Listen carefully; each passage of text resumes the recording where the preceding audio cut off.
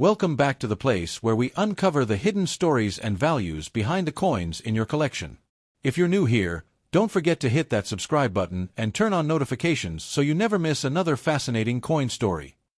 Today, we're diving deep into a coin that's big, bold, and full of history, the 1981 Australian 50-cent coin. It's a common sight in many coin collections, but do you know what it's really worth today? Let's find out. The Australian 50-cent coin was first introduced in 1966. But after a quick change in material due to silver prices, the coin was redesigned into the shape we know today, a large, 12-sided dodecagon made of copper nickel. 1981, over 49 million 50-cent coins were minted in Australia. That's a huge number. These coins were struck at the Royal Australian Mint in Canberra. But interestingly, due to high demand, some were also minted overseas, in Canada and Wales. Under the supervision of the Australian government. On the obverse side, you'll see a young portrait of Queen Elizabeth II, designed by Arnold Machin, a famous British sculptor whose work has appeared on coins and stamps across the Commonwealth. And on the reverse, we have the striking Australian coat of arms. The kangaroo and emu represent Australia moving forward, as neither animal can walk backwards. Now, the big question, how much is this coin worth today in circulated condition? In general, a circulated 1981 Australia 50-cent coin is still worth its face value, that's 50 Australian cents, especially if it's heavily worn. But for collectors, condition matters.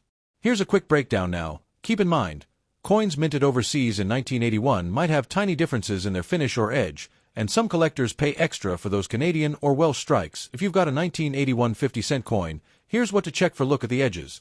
Is it smooth or slightly different from other 50-cent coins? Check the Queen's portrait detail. High detail may hint at a better grade.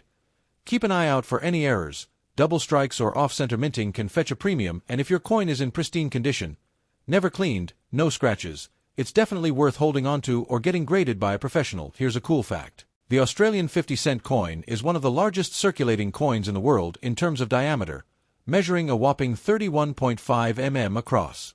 That makes it hard to lose, and also heavy in the pocket. So, do you have a 1981 Australian 50-cent coin? Let us know in the comments below. Is it shiny, scratched, or maybe a special variant? The Australian 50-cent coin has a fascinating evolution, and the 1981 version is a key chapter in that story. Australia introduced decimal currency in 1966, replacing the old pounds, shillings, and pence. The original 50-cent coin released that year was round and made of 80% silver.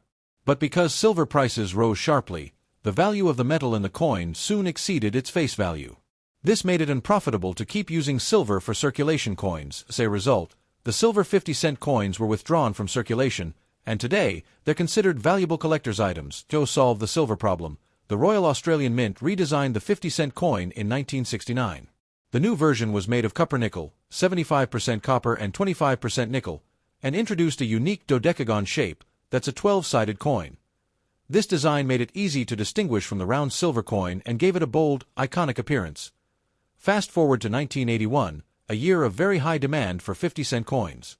So high, in fact, that the Royal Australian Mint couldn't meet the production target alone to meet demand. Australia outsourced production for the first time to two overseas mints: the Royal Canadian Mint in Ottawa, Canada; the Royal Mint in Lantrasant, Wales, UK. This made the 1981 50-cent coin the first Australian coin since decimalisation to be struck outside Australia for general circulation. Although all coins bore the same design and no mint marks to show where they were struck, experts and advanced collectors can sometimes distinguish subtle differences in strike quality or metal toning based on the mint of origin. Features the portrait of Queen Elizabeth II by British artist Arnold Machin. This design was used from 1966 to 1984. Displays the Australian coat of arms, including the kangaroo and emu, and the Commonwealth star.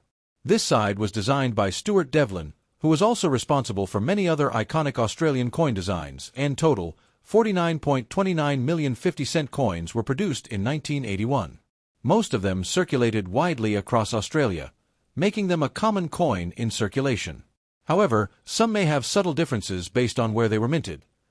The 1981 50-cent coin is an important piece of Australian numismatic history, not only because of its high mintage, but because of the international collaboration in its production. It marked a rare instance where Australia relied on other countries to help meet the demands of its own economy. Today, it remains one of the most widely collected coins due to its size, design, and story.